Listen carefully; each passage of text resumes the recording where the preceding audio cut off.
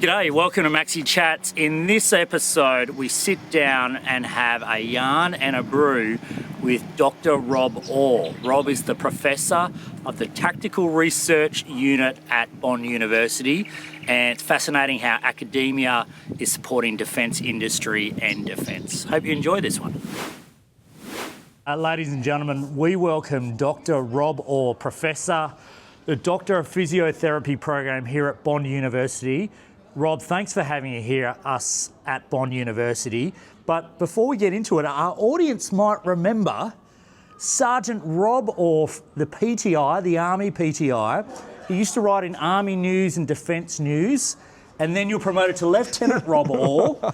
And we remember that journey of yours, and now you're Dr. Rob Orr, Professor here at Bond University. So we've sort of known your story for 20, 30 years. Rob Orr, thanks for having us here at Bond Uni. Mate, thank you very much for having me on your show. I really appreciate it. Now, Rob, can you start by telling us what is the work you do? What is the job? What is the role? And how are you guys supporting defence industry? Sure. So apart from my academic role, where I teach onto the Doctor of Physiotherapy program, I'm also Director of the Tactical Research Unit. So our primary aim is to enable both military, law enforcement, all first responders and ambulance officers, and optimise their health and well-being through a myriad of approaches, whether it be human system integration, whether it be physical fitness, whether it be their rehabilitation. So basically optimising the human in the system. Rob, you've always been a weapon in defence or defence industry, but we want to get to know you a bit better. Sure. Tell us one personal, one professional, and one peculiar fact about yourself. Personal, professional, and peculiar. All right. Personal, I'm actually writing a science fiction fantasy novel, but I've been writing it for 20 years. I just never had time to finish it. Professional, I'm lucky. I actually love my job. I can work 80 hours, and I sometimes do 80-hour weeks, and actually enjoy every day on the job. So I'm really blessed in that, and I think it's because I've had a good grounding in defence that actually makes me appreciate what I'm doing. And then peculiar fact about me, I was actually interviewed for The Biggest Loser. Wow. Before it started in 2006, I was interviewed, and as you know, the position went to Shannon Knoll, which I think was a good choice in the end, because this face is not designed to be enjoyable to look at. And Rob, another peculiar fact is that we're connected. My first Sergeant Major of the unit I was fortunate enough to command was your best man at your wedding. Both. Yeah, Mark Dowling, absolute legend of a guy. He was actually almost like a friend, colleague, mentor when I was in the battalion with him in 6 RAR. Yeah. So, amazing individual. Yeah, shout out there to Dow's. Rob, can you tell us two truths and one lie, please? Two truths and one lie. All right, so let's see. I got hung up by the neck underneath a Black Hawk helicopter whilst doing a live abseil.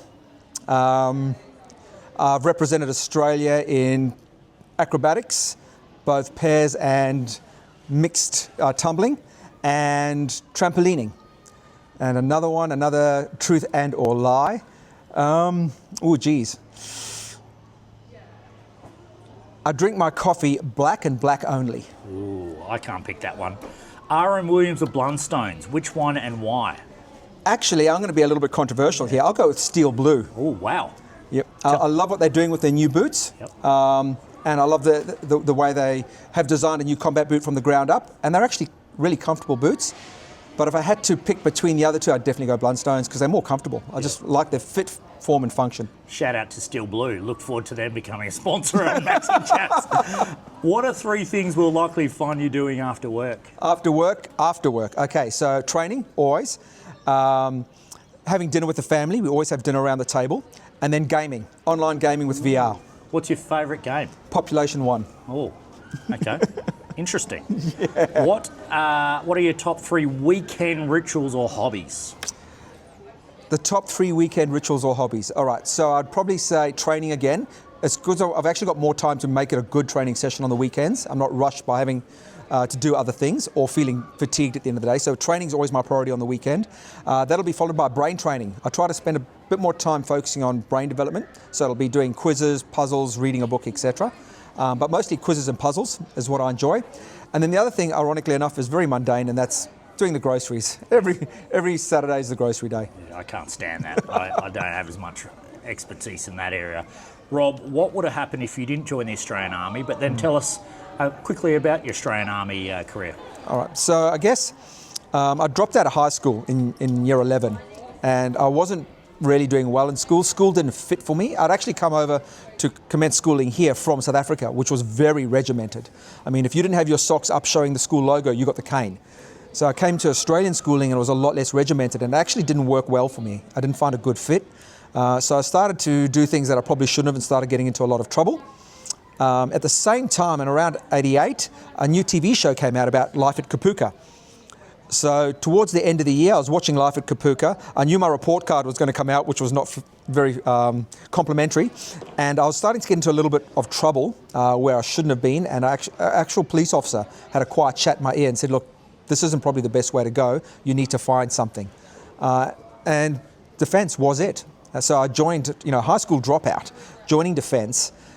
They trained me, they educated me. And I've now got a PhD, which is the highest qualification you can get, and I'm working as a professor at a university. And I owe that to the discipline, the knowledge, the skill set that was imparted to me through my defence career. Subject courses, everybody hated doing them at the time. They see them as a barrier, but geez, they are invaluable. I found them invaluable when I got out. Rob, tell us more about the Tactical Research Unit, the initiatives in your team. What is the problem you're trying to solve? Great. There's a lot of problems we're trying to solve. I think the biggest problem we're trying to solve and the biggest challenge is the human factor. So, for example, if you're making an airframe, if you're making a vehicle frame, you've got very specific characteristics. You've got very specific quality control. If it can't have a braking strain of X, then it can't have that braking strain. If it's got to have X fuel to go a certain distance, it needs to have X fuel. The human is so much more adaptable and variable. And optimizing the human and the human's capability in such a way that we want to focus on not only being a good operator at the time, but we want them to have a good retirement. We don't want them to retire broken, and then when they should be enjoying the back end of their life after all their service, they find that a challenge. So optimizing that human system is our primary focus. And it can be anything from developing fitness standards for agencies. It can be looking at their injuries and primary causes of injuries. It can be work on their rehabilitation. My personal passion is load carriage. So, the soldiers load, what they carry, that was what my PhD was in. And to tell you like a slightly amusing story, obviously I was in infantry, so I carried a heavy pack, and I was a signaller. So I ended up, I was a muppet. So I carried retrans equipment up and down every freaking mountain and molehill in Australia. I then became a PTI, so I trained people to carry load. I then became a physiotherapist, which Army trained me for, to fix people that carried loads and got broken. And then I went into human performance, where I was trying to come up with policies to help control load carriage. So I thought I'd seen load carriage from every way you could see it. I thought I'm going to be the one that fixes it. And the first couple of months of my PhD, I started to go through the history of load carriage. And I went back as far as 800 BC. Assyrians, experimenting with their shield weights because they were too heavy in combat. And I realized this is a 3 millennia problem and there's no way I'm going to solve it as part of my PhD. So it was a little bit deflating, but I thought, if I can't solve it, how can I at least control it and provide good advice to defence?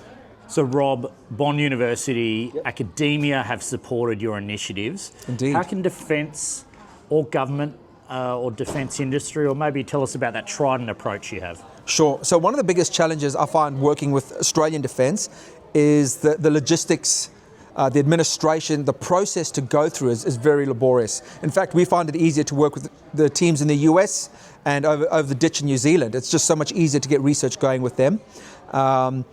But what we do have, we've got a slightly different approach now, and trying to support defence through a roundabout way is working with industry itself, like Australian Defence Apparel. So they are the industry, we are the academia, and then what we do is we add end users into the mix. So it's the trident, all three of us working collaboratively. So it's not just giving defence members, equipment and saying, right, trial this and then we'll take some notes. We actually use what we learn from them, both academically and subjectively by industry, to actually make the product better.